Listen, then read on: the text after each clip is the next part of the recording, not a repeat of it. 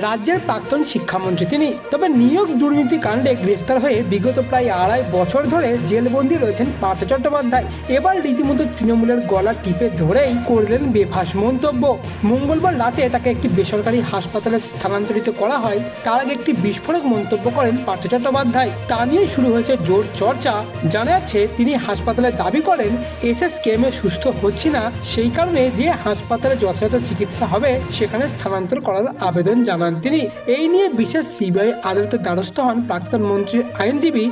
সেই আবেদন মঞ্জুর করে আদালত। সেই অনুযায়ী গতকাল রাতেই SSKM থেকে শহর কলকাতায় একটি নামী বেসরকারি হাসপাতালে স্থানান্তরিত করা হয় পার্থকে। তবে তার আগেই এমনই একটি মন্তব্য করেন পার্থ। তিনি বলেন, দলের তরফ থেকেই তাকে ওই হাসপাতালে থাকতে বলা হয়েছিল।